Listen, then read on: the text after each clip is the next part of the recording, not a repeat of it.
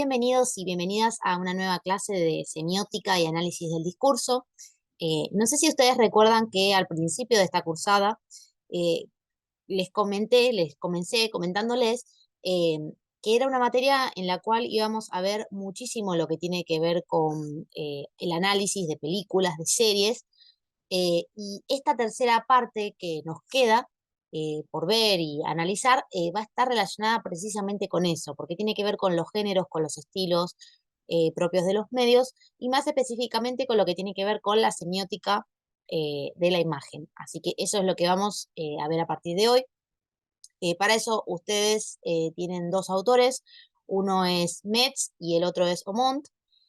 También hay otro autor que se llama Jost, que lo van a ver, lo vamos a ver la semana que viene, pero los tres forman parte de lo que se conoce como la escuela continental, dentro de los estudios relacionados eh, a lo que tiene que ver con el cine, propiamente dicho, ¿no?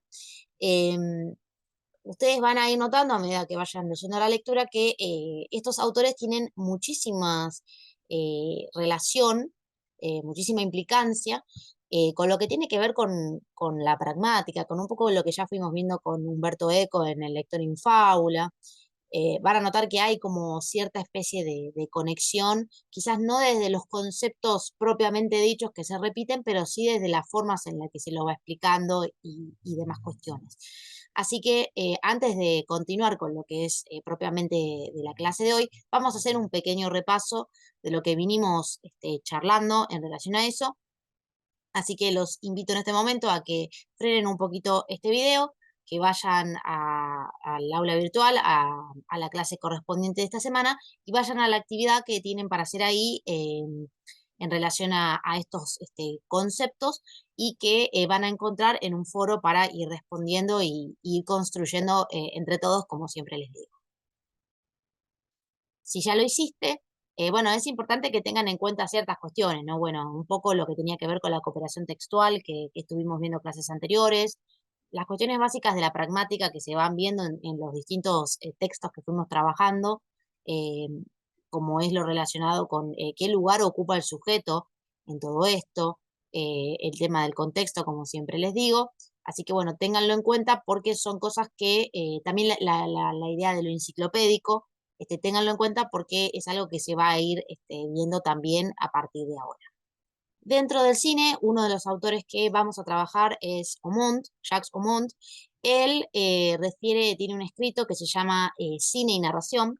Está él, pero también hay otros autores que ustedes van a ver que trabajan en conjunto con él y que son mencionados en el capítulo que van a ver específicamente, que es el capítulo 3 de Cine y Narración. Entonces, lo primero que él va a empezar a preguntarse cuando comienza con este libro es preguntarse si el cine es ontológicamente narrativo, es decir, si el cine es narrativo, ¿no? En un principio, digamos, estaba esta cuestión de considerar al cine desde el punto de vista de que simplemente el cine es ficción y no servía más que para eso, digamos, para otra cosa. Pero, sin embargo, cuando nosotros nos vamos un poquito en el tiempo y miramos un poco cómo nació el cine, en realidad el cine no nació en un principio para contar historias, sino que fue simplemente una invención técnica que se realizó, ¿sí? Por allá. Muchísimos años atrás, al principio de 1900, a través de los hermanos Lumière, en el cual el cine, como les comentaba recién, era una invención, entonces había pruebas y cosas relacionadas a eso, y no lo que se podía ver en lo que hoy conoceríamos como cine, eran historias de la vida cotidiana que no tenían ningún argumento concreto, ni un guión, ni nada, digamos, que tuviera que ver con lo narrativo como lo conocemos hoy día. Y hay tres grandes lazos para justamente lograr esta conexión narracionista, eh, que son estos tres que estamos viendo aquí en pantalla. Uno es lo relacionado a la ostensión, que bueno, justamente, por ejemplo, si nosotros vemos una imagen, a veces podemos saber de qué trata sin necesidad de que nos lo cuenten. Por ejemplo, no sé, si vemos una imagen de un western, ya sabemos a qué se está refiriendo, aunque nunca hayamos visto una película de ese género, por ejemplo. Por el otro lado, es una imagen en movimiento, ¿no? Por más que yo vea esta imagen y vea que está fija, vemos que estos personajes y lo que ocurre en eso que estamos viendo es una acción que se está desarrollando, ¿no? Entonces, eso aplica a lo relacionado a la imagen en movimiento. Y la tercera es lo que tiene que ver con esta idea de la búsqueda de legitimidad. que es justamente esta idea de que el cine, como les decía antes, era algo eh, que solamente, digamos, era una invención técnica, no era considerado algo artístico. Entonces esa búsqueda de la identidad es precisamente, de legitimidad, es precisamente el poder encontrar su identidad y el poder construirse como arte. Y precisamente para poder seguir explicando un poco más esto, el autor va a hacer la referencia a esta distinción entre el cine narrativo y el cine no narrativo. Al mismo tiempo, la instancia narrativa puede dividirse en tres cuestiones que son las que estamos viendo aquí diferenciadas. Y el cine, en cierta forma, digamos, tiene una gran cantidad de lenguajes que están relacionadas, por ejemplo, con los sonidos, con la música, eh, con el tipo de fotografía, con los colores. Y dentro de esta cuestión del relato narrativo, perdón, una de las cosas más importantes es lo que tiene que ver con su gramática. Em, Quizás a diferencia de otras cosas que veníamos viendo antes, lo que tiene el cine es que a veces puede, a través de signos no verbales, decirnos muchísimo más de lo que nosotros creemos, con tan solo una imagen. ¿Sí? Por ejemplo, esta pequeña escena que tenemos aquí de la película La ventana indiscreta de Hitchcock, eh, que el director va contando el principio de de la película para introducirnos en lo que ocurre, en los personajes, y qué le pasó a ese protagonista que está durmiendo en una silla de ruedas y con un pie enyesado, nos da, fíjense, como distintos elementos para explicarnos eso, ¿no? La cámara rota, distintas imágenes, nos da la impresión de que la imagen que marca un accidente es el accidente que él tuvo, al mismo tiempo nos muestra distintas cosas en las cuales refiere a que ese protagonista en realidad es un fotógrafo y por eso tuvo ese accidente con la cámara que está rota, que al mismo tiempo es alguien influyente porque hay premios alrededor, ¿no? Entonces, toda esa información solamente la tenemos con lo que estamos viendo en esa escena, no muchísimo más. Eso es a lo que apunta esta cuestión. Hay tres tipos al mismo tiempo de cuestiones que tienen que ver en esa relación entre relato y narración, que son estas tres que estamos viendo acá. El orden, por ejemplo, es lo que tiene que ver con el ir y venir dentro de una película, que es lo que se conoce como el flashback o el flash forward. ¿Sí? El flashback es justamente esos vistazos que a veces tenemos en las películas o en las series también, hacia el pasado de un protagonista, de una situación, y los flash forward es precisamente distintas situaciones que se nos presentan en un momento de la película que son relacionadas a algo que va a ocurrir posteriormente, ¿no? En la línea lógica, por decirlo de alguna manera. También hay tendencias disnarrativas, ¿no? Que a veces en una película hay determinados momentos, como por ejemplo, no sé, en una película de terror o en una película de catástrofe, que hay determinadas situaciones que duran en una película muchísimo más de lo que en realidad duraría en la vida real, ¿no? Y después, bueno, tenemos las concepciones de modo, que dentro de esto, por ejemplo, podemos tener a un personaje secundario que funcione, por ejemplo, como un narrador, ¿no? Hay muchísimas películas en las cuales el protagonista es el que vive la historia y sin embargo el que la narra es otro que está por fuera de eso. Bueno, tiene que ver con estas cuestiones del modo que les comentaba recién. Al mismo tiempo, la instancia narrativa tenemos que saberla diferenciar de precisamente la narración porque no son lo mismo, son dos cosas diferentes. No está tan apuntado desde el punto de vista del relato, sino que está más orientada a lo que tiene que ver con el espectador y, bueno, y los personajes. Si dentro de esta instancia narrativa está, por ejemplo, lo que tiene que ver con el cine de autor. Entonces, por ejemplo, quizás en determinadas películas de un mismo director podemos conocer determinadas cosas que, digamos, se relacionan o están en común. Por ejemplo, no sé, si vemos las películas de Spielberg, vamos a ver que en todas ellas hay como una impronta que se repite que es propia de ese director. Eh, Hay otros casos, como por ejemplo Damián Cifrón, que hizo Relatos Salvajes, que ya venía de hacer otro tipo de historias como eran los simuladores y que tienen un estilo también particular y determinado. Por ejemplo, Lucrecia Martel es un cine de autor bastante particular y distinto quizás a lo que estamos acostumbrados acá en Argentina. Y por último, está lo que tiene que ver con lo que los autores prefieren llamar diégesis, que en realidad es lo que tiene que ver con la historia, pero para no mencionar la palabra historia, para que no se confunda con otras cosas, deciden llamarla de esta manera. Entonces, la diégesis son aquellas cosas que tienen que ser lo suficientemente repetitivas para darle al espectador estas cuestiones de poder saber a qué se está refiriendo esa película o a qué apunta, a qué género. Por ejemplo, si vamos a hablar de el slasher, sí, que es un género de terror en el cual un personaje generalmente enmascarado aparece con un cuchillo en la mano e intenta matar a una persona, Bueno, eso está dentro de un género, entonces en la diégesis justamente nos va a indicar esas cuestiones que nos van a llevar a entender que esa película es de un género determinado, de ese género en particular, ¿no? Casos como por ejemplo Scream, Halloween, La Masacre de Texas, El Viernes 13, ¿no? Entre muchísimas otras que seguramente ustedes pueden encontrar en cuanto a eso. Precisamente esto está muy relacionado con que, digamos, hay una lógica dentro de los géneros. Y al mismo tiempo, la diégesis también nos ayuda a poder centrarnos y a poder entender qué es lo que estamos viendo. Por ejemplo, también dentro de la diégesis podemos ver el tema de la música. Si la música es muy, muy importante, tanto en el cine como en cualquier producción audiovisual, también, no, si hablamos de una publicidad, de un spot, que intentamos generar un impacto determinado, la música ocupa un rol y un papel fundamental. Entonces, la diégesis precisamente lo que marca es que si vamos a, por ejemplo, ver una comedia, no haya una música determinada que nos lleve a entender que esa situación es graciosa y no, por ejemplo, es dramática. Al mismo tiempo, también la diégesis, que es un término que la realidad es que se toma de los griegos para justamente diferenciarlo de la historia, como les comentaba antes, también genera, digamos, permite esta cuestión de generar universos, mundos, ¿no? Uno de los más claros quizás es el de Star Wars, ¿no? Que tenemos una gran variedad de personajes completamente distintos y diferentes a los ya conocidos que al mismo tiempo también funcionan dentro de un esquema que es el esquema actancial de Greimas, en el cual tenemos la figura del héroe, la figura del villano, que tiene que resolver una situación, que es este que estamos viendo aquí en pantalla. Que hasta el momento no lo habíamos tratado, quizás ustedes lo vieron de otras materias, pero no viene bien, perdón, viene bien recordarlo, porque bueno, lo vamos a trabajar, eh, quizás no hoy, pero sí para la semana que viene, así ya lo tienen en cuenta. Los objetos de estudio de cine fueron variados y son estos tres que ustedes están pudiendo ver por acá.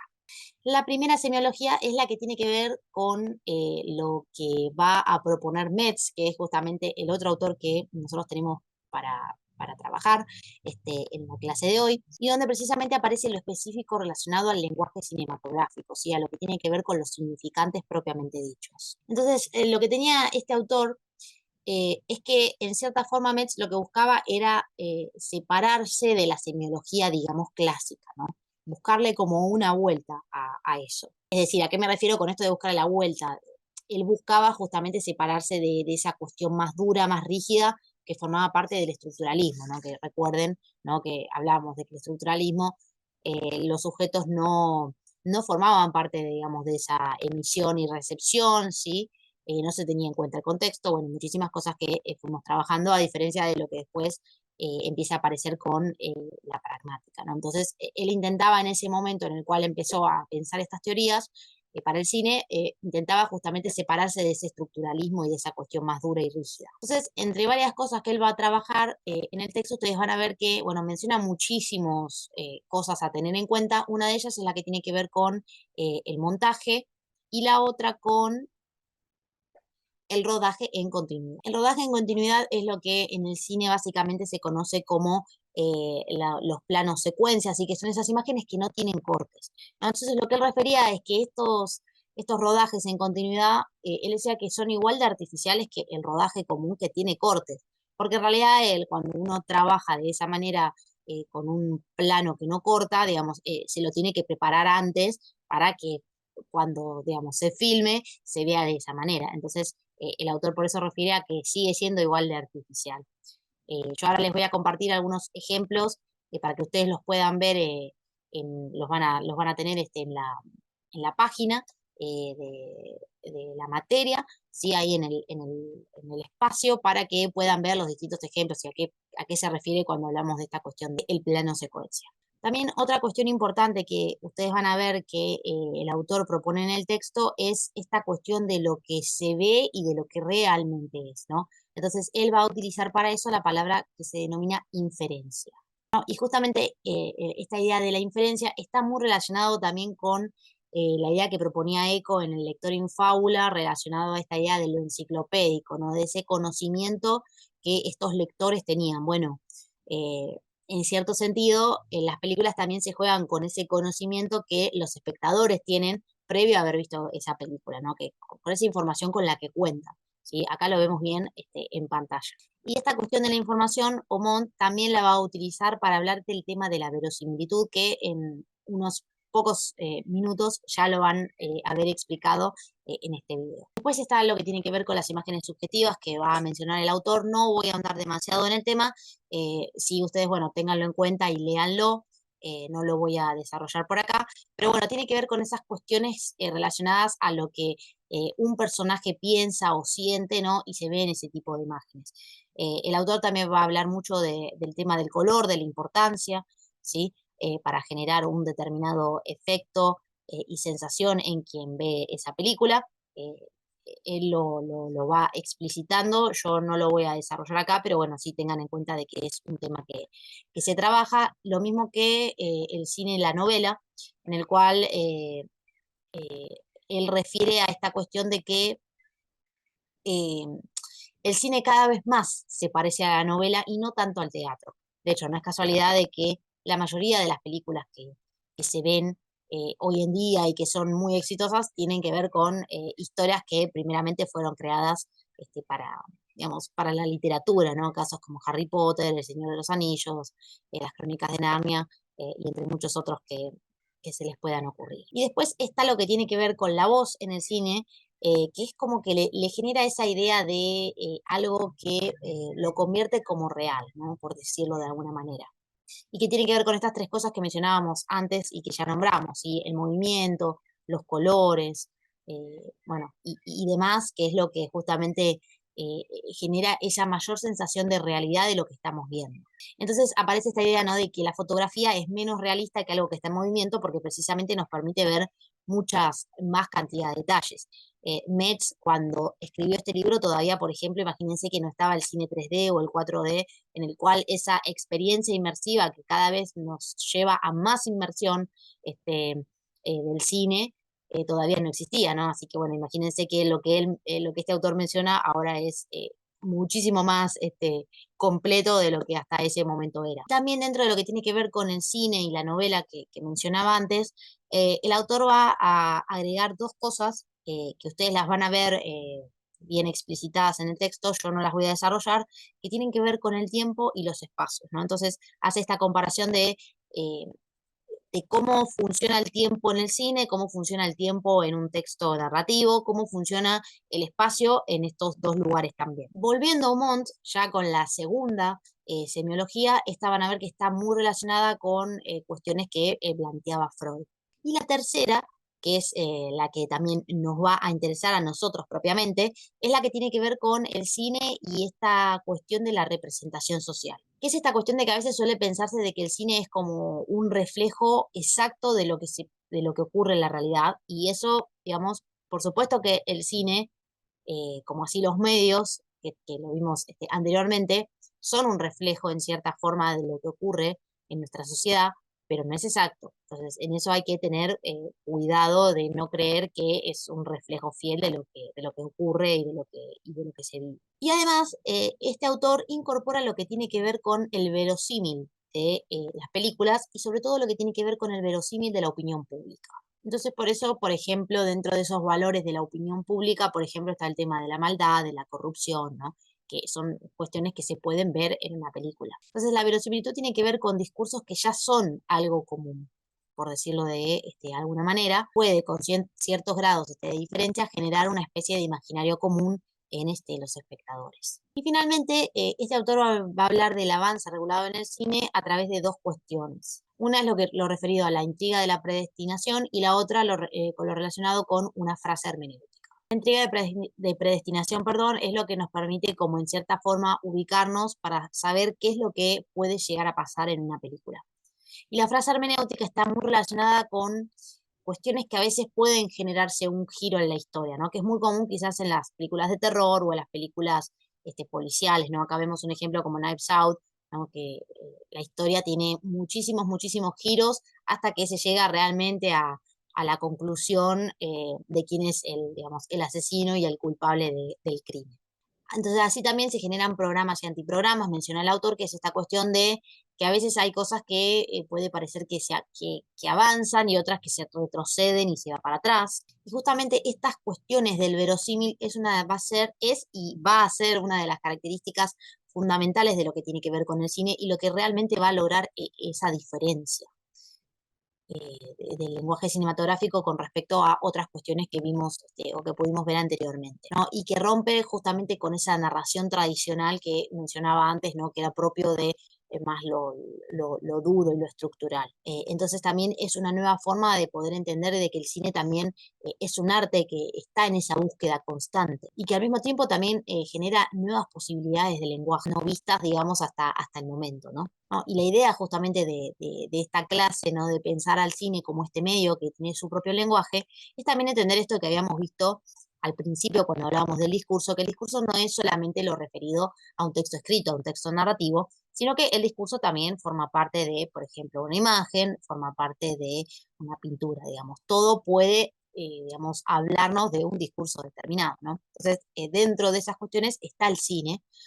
eh, y también todas estas herramientas que nosotros utilizamos, que nos enseñan a cómo hablar, a cómo, ¿no? A cómo hablar cinematográficamente, cómo hablar a través de la imagen, también es muy utilizado, por ejemplo, en lo que tiene que ver con eh, los spots publicitarios, las propagandas políticas, están todas esas cuestiones pensadas en cuanto a lo gestual, en cuanto a la iluminación, en cuanto a los colores que se eligen, en cómo se eligen decir las cosas, a quiénes se seleccionan para que aparezcan en pantalla, ¿no? Que también son muy importantes para analizar porque también son propias de los lugares en los cuales nosotros nos podemos desenvolver como profesionales. Y también, al mismo tiempo, comprender esta cuestión de que los discursos, como habíamos dicho antes, y clases anteriores, se van modificando con el tiempo, ¿no? El contexto social, político, económico de una sociedad lleva a que justamente esos discursos no sean siempre iguales, ¿no? Y que el discurso precisamente hable mucho de la sociedad. Bueno, eso mismo ocurre también con el cine, eso mismo ocurre también con las publicidades, con la forma de expresarlo, eso mismo ocurre también con los medios. Todo nos habla precisamente de ese contexto en el cual estamos inmersos, de esa cultura también. Y de hecho, al mismo tiempo, esto, por ejemplo, se va a ver en la forma en la que se conciben, por ejemplo, los buenos y malos, que no me quiero adelantar porque eso lo vamos a ver en la próxima clase, el cómo también las narrativas se van modificando a medida que también la sociedad va cambiando y va teniendo distintas perspectivas y pensamientos e ideologías también. Así que bueno, sin más, eso es todo por la clase de hoy. Realice las actividades para esta semana y el viernes van a tener acceso a las 7 de la tarde para poder hacer consultas en un Zoom junto conmigo para evacuar todas las dudas que tengan en relación al parcial del otro lunes. Así que bueno, los espero ahí también y pueden por cualquier cosa escribir a mi mail o consultarme a través del foro. Así que un abrazo muy grande y hasta la próxima clase.